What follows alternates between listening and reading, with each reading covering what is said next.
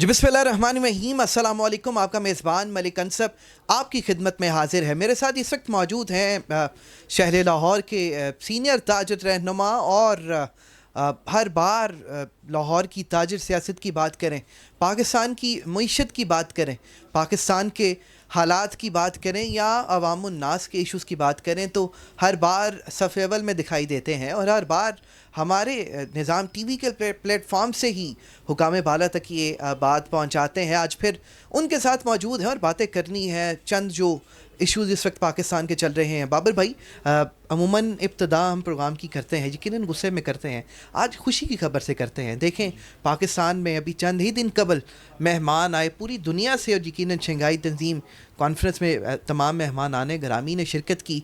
ये एक दरवाज़ा खुल चुका है, एक रास्ता बहाल हो चुका है जहाँ हमें 130 से ज़ायद सऊदी सरमायाकार दिखाई दिए, जहाँ चाइनीज़ प्राइम मिनिस्टर ख़ुद पाकिस्तान आए।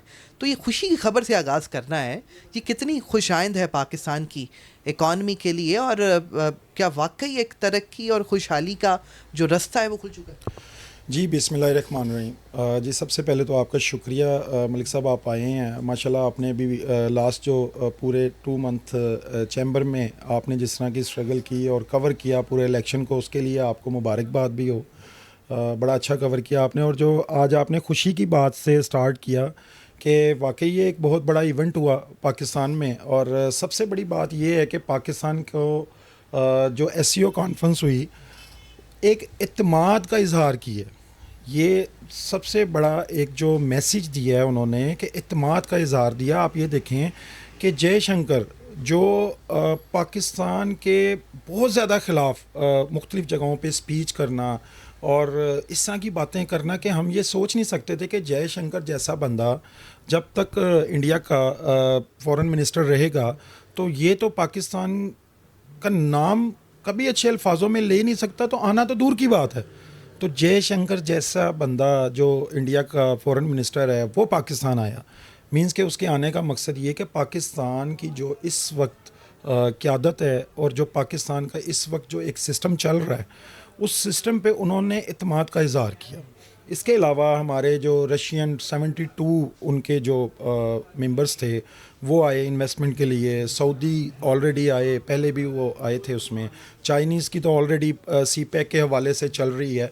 लेकिन इस वक्त जो हमारे शंघाई ताउन तंजीम की जो SCO कॉन्फ्रेंस का जो इनकाद पूरे इस्लामाबाद में गवर्नमेंट ने जिस तरीके से किया और जिस तरीके से पूरी दुनिया को एक अच्छा मैसेज दिया कि पाकिस्तान एक पुरअमन तरक्की याफ्ता एक हमारे पास टैलेंटेड लोग, जिस तरह का वहाँ पे उन्होंने एक इस्लामाबाद को सजाया, वहाँ पर एक सिस्टम एक लगाया कि हमें एक टाइम में ये फील हो रहा था कि ये कॉन्फ्रेंस एक इंटरनेशनल लेवल पे मेरे ख्याल से जिस तरह अभी मेरे ख्याल से ये ब्रिक्स कॉन्फ्रेंस भी हुई कुछ अर्सा पहले, अभी फिर पाकिस्तान का नाम उसमें भी एंटर हो रहा है अल्हम्दुलिल्लाह। उसके अलावा हमारी जो यूरोपीय यूनियन की कॉन्फ्रेंस होती है, एक इंटरनेशनल लेवल पे पाकिस्तान ने ये साबित किया कि हम अपने मेहमानों का किस तरीके से इस्तकबाल करते हैं, अपने इन्वेस्टर का। और सबसे बड़ी बात इस कॉन्फ्रेंस के हवाले से वो ये है कि ये इस चीज़ का इन्होंने यकीन दिलाया हमारे तमाम जो SCO के ममालिक आए हैं और इसके अलावा और भी जो यूरोपियन कंट्रीज़ हैं उनके इन्वेस्टर को यकीन दिलाया कि पाकिस्तान में इन्वेस्टमेंट करना, पाकिस्तान में इस वक्त किसी भी किस्म के कोई भी सेक्टर में, चाहे वो प्रॉपर्टी का सेक्टर है, इंडस्ट्रियल है, टेक्सटाइल है, इंपोर्ट एक्सपोर्ट के हवाले से कोई भी सेक्टर है, तो वो उन्होंने ये यकीन दिलाया कि Pakistan is safe country for investment. और इसका हम अपने जो तमाम सियासी पार्टियां हैं, हमारे इदारे हैं जिसने भी इसमें वर्किंग की है, जो बड़ा अच्छा इन्होंने ये प्रोग्राम एक वहाँ पे मैनेज किया, उनको मुबारकबाद पेश करते हैं और दुआ करते हैं कि अल्लाह ताला इसी तरह पाकिस्तान में आने वाले दिनों में इस तरह की मुख्तलिफ़ इवेंट्स हों।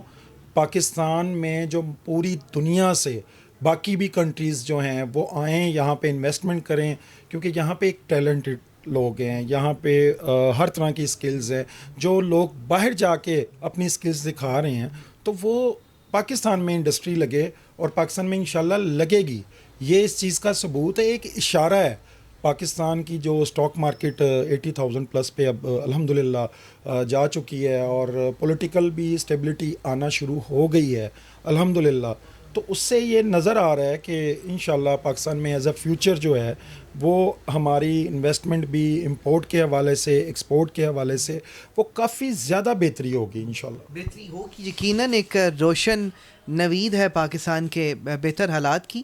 ایسے میں بابر بھائی ایک طرف آئے روز ہمیں احتجاج کی کال سنائی دیتی ہے اور بار بار کہا جاتا ہے کبھی اسلام آباد کبھی راول پنڈی تو کبھی داتا کی نگری لاہور. ایک طرف بیرونی سرمایہ کاروں کا پاکستان آنا اور دوسری طرف احتجاج کی کال دینا.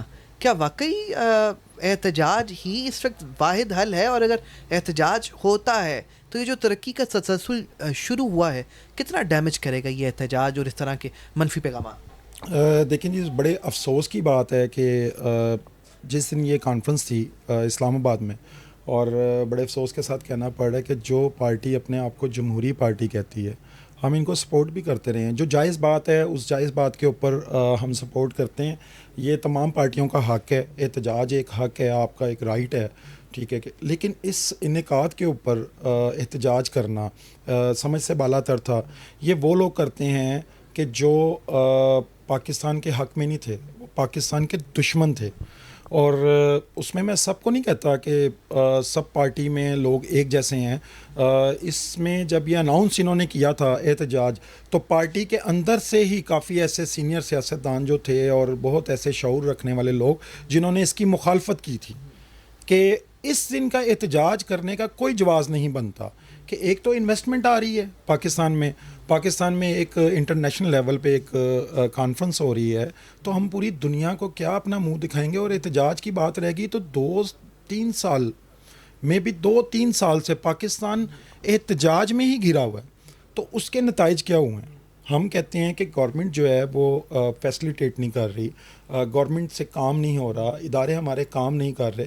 جب ہم نے اداروں کو لگایا ہی ایک طرف ہوا ہے, تمام اداروں کو, اپنے پولیٹیشنز بھی ایک طرف دیکھ رہے ہیں کہ احتجاج آج یہاں احتجاج ہو رہا ہے, کل وہاں جلاؤ گھراؤ, اس طرح کے جو مختلف ایسے احتجاج کہ جس کا کوئی جواز نہیں بنتا. جس طرح تمام پارٹیوں نے اس پہ بڑا خاص کنڈیم بھی کیا کہ 9 مئی کا جو واقعہ ہوا پوری دنیا نے دیکھا کہ پاکستان کا تماشا لگا. اور پاکستان میں سمجھتا ہوں کہ اب اس ٹائم پر آ کے کوئی بھی سیاسی پارٹی یا کوئی بھی فرد واحد جو وداؤٹ کسی ریزن کے احتجاج کی کال دیتا ہے تو وہ پاکستان کے ساتھ مخلص نہیں ہے. وہ آیا کہ پاکستان کے ان دشمنوں کے ساتھ ملا ہوا ہے کہ جو چاہتے ہیں کہ پاکستان کبھی ترقی نہ کرے. اور میں سمجھتا ہوں کہ ایسی تنظیمیں, ایسے لوگ, ایسے سیاسی بندے, بلکہ ان لوگوں سے دور ہٹ جانا چاہیے. ان لوگوں کو بھی پارٹی چھوڑ دینی چاہیے کہ جو آپ کے ملک کے ساتھ مخلص نہ ہو. جو آپ کے ملک کے ساتھ مخلص نہیں ہے, چاہے وہ آپ کا گھر کا بھی فرد ہوگا, آپ کے ملک کے ساتھ مخلص نہیں ہے تو وہ آپ کے ساتھ بھی مخلص نہیں ہے. تو یہ چیز ہے کہ تمام میں سیاسی پارٹیوں سے, بلکہ جو پی ٹی آئی نے کال دی تھی تو ان کو بھی یہ کہنا چاہتے ہیں کہ آپ رائٹ رکھتے ہیں پروٹیسٹ کا. جب یہ اقتدار میں تھے تو پاکستان مسلم لیگ نون, پاکستان پیپلز پارٹی, اس طرح کے معاملات ہوتے رہے. تو میں تو یہ کہتا ہوں کہ سب پارلیمنٹیرین کو, سب سینیٹر کو, تمام جتنی جماعتیں ہیں پارلیمانی, ان سب کو اس وقت ایک پیج پہ بیٹھ کے ایک معاشی پلان اختیار کرنا چاہیے تاکہ پاکستان کو اس وقت, پاکستان احتجاج کی طرف نہیں جا سکتا. اس وقت کوئی ایسا کام میرے خیال سے نہیں ہو رہا کہ ہم جو ہیں لوگ وہ, ہاں ٹھیک ہے مہنگائی ہے, کاروبار میں بہت حالات خراب ہیں, لوگ اس وقت افورڈ نہیں کر سک رہے چیزوں کو, بزنس کمیونٹی بہت زیادہ پریشان ہے اس میں, ٹھیک ہے. لیکن ہم اس کا حل بیٹھ کے مذاکرات سے حل کریں, آیا کہ جلاؤ گھراؤ کی طرف جانے کا کوئی فائدہ نہیں. بہت شکریہ. میرے ساتھ بابر قادری صاحب موجود تھے جو کہ جنرل سیکرٹری ہیں ایملنگ روڈ نیو انارکلی کا. آج ایک بار پھر ان کا جو ایک تجربہ ہے اور ان کا جو تجزیہ ہے آپ سب نے ملاحظہ فرمایا ہے. یہ وہ بزنس لیڈر ہیں جو خوشائند قرار دے رہے ہیں بیرونی سرمایہ کاروں کا پاکستان آنا. یقیناً جس طرح سے بیرونی سرمایہ کار پاکستانی اکانومی پر بھرپور اعتماد کا اظہار کر رہے ہیں. یہ یقیناً ایک پیش خیمہ ہے کہ بہت جلد پاکستان ان معاشی مشکلات سے نکلنے والا ہے, اور ان معاشی مشکلات سے نکلنے کی راہ میں جو ایک احتجاج, دھرنے اور فسادات کی باتیں ہمیں روزانہ کی بنیاد پہ سنائی دیتی ہیں, آج کنڈیمڈ کرتے ہوئے ان سب سے ریکویسٹ کی ہے کہ خدا را پاکستان کو چلنے دیں, پاکستان کو آگے بڑھنے دیں, اسی میں پوری پاکستانی قوم کی بھلائی ہے. جی What does it take to dream, to aspire, to be better every day? It takes vision to pave the way for a better future. It takes discipline to create synergy. And it takes courage to step into the light.